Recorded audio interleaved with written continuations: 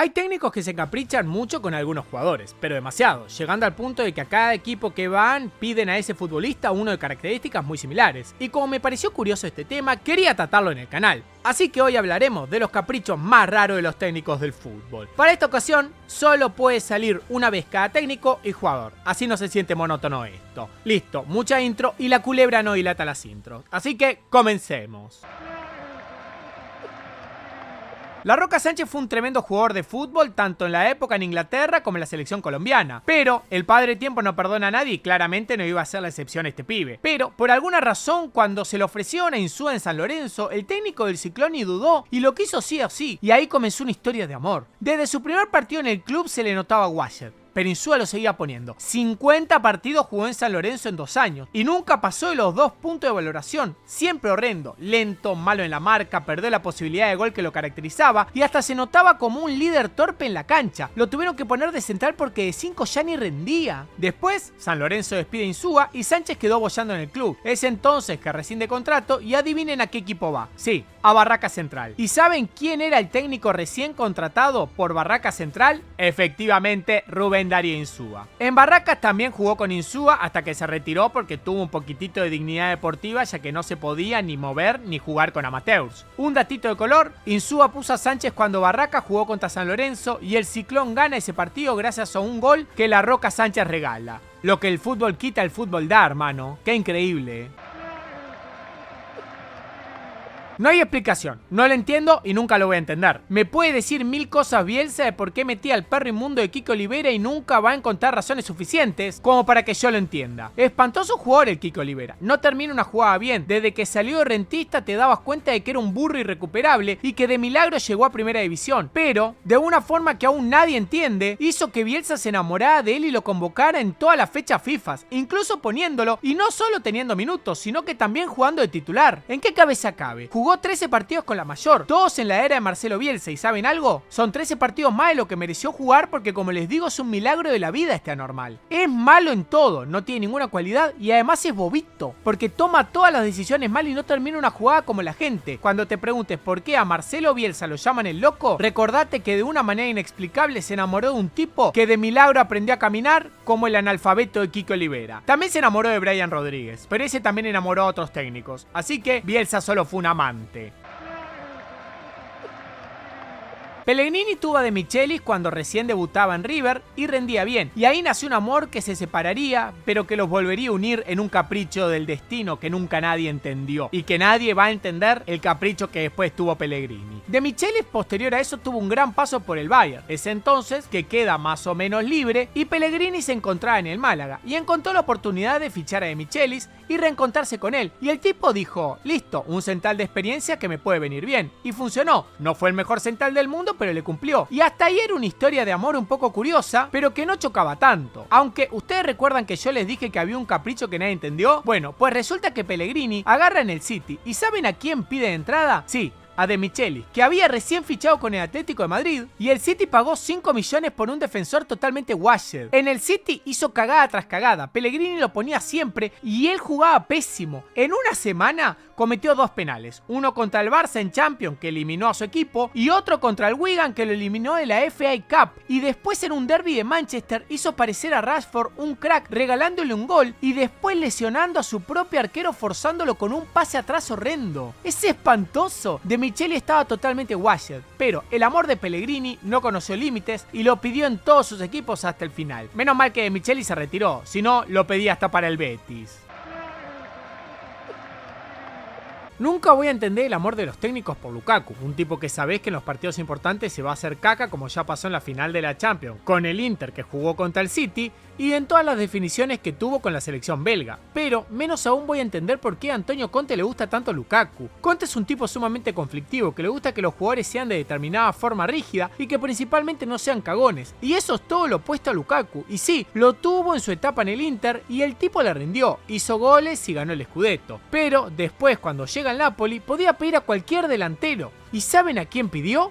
Expresamente lo pidió a Lukaku y lo más gracioso es que no le salió mal la jugada. El tipo fue el máximo goleador del equipo que ganó la Serie A, aunque, siendo sincero, los mejores jugadores de ese equipo fueron Kvaratskhelia, Politano y Raspadoni. Lukaku solo la empujaba, aunque bueno, hay que hacerlo. Pero toda la historia de amor tiene su final, y Conte el año siguiente no podía poner a Lukaku porque era injugable. Si no se la dejaban en el punto penal no le hacía un gol a nadie y solo jugó 7 partidos en la temporada, dejándole su lugar a Højlund, el pibito ese que había ido a préstamo del United. Amigo, ¿qué apellidos de mierda, loco? ¿Ninguno puede tener un apellido común? Relación rara entre un técnico exigente y un futbolista sin cromosomas. Pero, si le funcionó, que sean felices.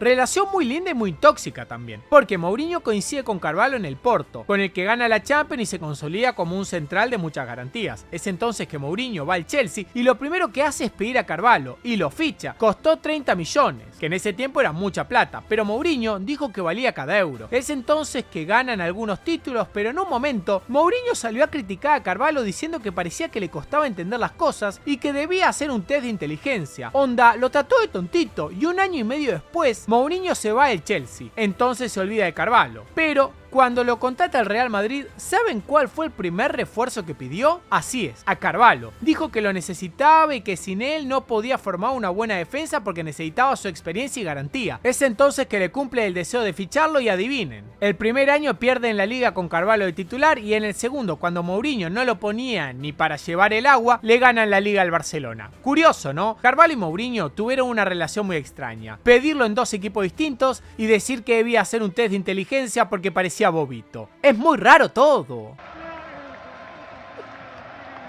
Rogelio Funes Mori es un tipo al que puteaban en todos los lados que jugó. Los hinchas de River hacían fila para putearlo y ni les cuento la hinchada del Benfica, que cuando fue a jugar ahí fue tan malo su nivel que hasta lo bajaron al Benfica B. Lo bajaron al equipo de reserva, hermano. ¿Cómo puede ser esto cierto? Pero bueno, después de sus pasos fallidos por el fútbol europeo, fue a México donde tuvo veranitos de buen fútbol y donde hacía algún que otro gol de pedo. Y en esa vorágine de locura que es el fútbol mexicano, Funes Mori se nacionaliza para jugar con el Tri y Gerardo Martino lo convoca. Y no lo convoca solo una vez, sino lo convoca día sí, día también. Incluso lo lleva al Mundial. A un Mundial en el que obviamente quedaron afuera en fase de grupo porque un equipo con Funes Mori en el plantel no puede ser protagonista nunca. En eliminatorias con México jugó 8 partidos, 8 e hizo solo 2 goles. Y sus 6 goles con el conjunto de México se dividen así. Un gol a Nigeria en amistosos, 2 goles a Guatemala en Copa de Oro y 3 goles a Honduras. Uno en Copa de Oro y los 2 de eliminatoria. Nefasto, amigo. El Tata Martino se enamoró de Funes Mori y lo ponía aunque todos lo puteaban y finalmente la gente terminó teniendo razón. Un capricho insólito de un técnico insólito.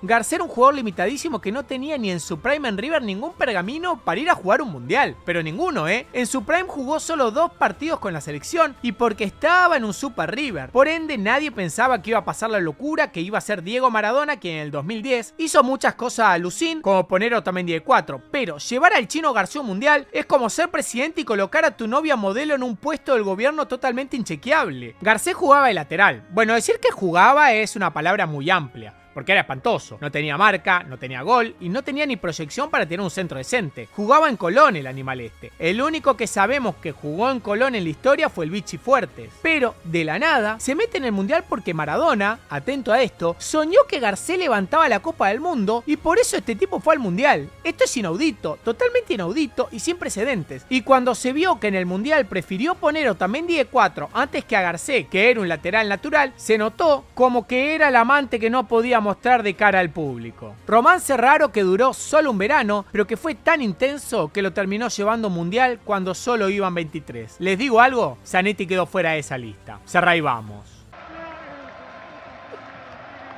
El amor totalmente random de un italiano hacia un talentoso colombiano que comenzó muy bien y terminó muy mal. Ancelotti coincide con James en el Real y saca su mejor rendimiento, se vuelve un jugador fundamental y una pieza clave del proyecto merengue. Es entonces que Ancelotti abandona el Real Madrid y se va al Bayern. Y lo primero que hace ahí es pedirle a la dirigencia que consigan a James porque en el Real Madrid no estaba jugando, porque sin Ancelotti se había olvidado de jugar. Es entonces que consiguen el préstamo y James termina nuevamente bajo el mando de Ancelotti y vuelve a rendir de manera fenomenal, pero vuelve a pasar lo mismo. mismo. Ancelotti se va del Bayern Múnich y queda encargado de todo Niko Kovac, alguien a quien nunca le gustó James y se notó en el tiempo de juego del colombiano, pero se repite la historia por tercera vez. Ancelotti llega al Everton esta vez y ve que James puede llegar gratis a su equipo y le pide al jugador que acepte, y James acepta nuevamente ir bajo el mando del único técnico que lo hizo rendir a su mejor nivel. Pero la tercera fue la vencida. En el Everton tuvo solo destellos y el ritmo de la Premier lo mató. Ancelotti pidió a James en todos los equipos que estuvo, incluso si estaba Washed. Es más, no lo llevó a este mundial porque no lo pudo nacionalizar brasilero, si no, entraba incluso antes que Joao Pedro. Bueno, pronto el pollo, ¿qué le parecieron estos casos y cuál fue el más raro para ustedes? Para mí, sin duda el de Maradona con Garcés. Flashear tanta confianza con alguien porque lo soñaste es muy random. Y al final le terminó saliendo muy mal a Maradona. Pero bueno, él lo soñó con la copa. Si quieren una nueva edición de este video, dejen sugerencias en los comentarios. Recuerden que un like y una suscripción ayudan mucho al canal. Listo, sin nada más que decir, espero que tengan un lindo día, que Dios lo bendiga y sayonara.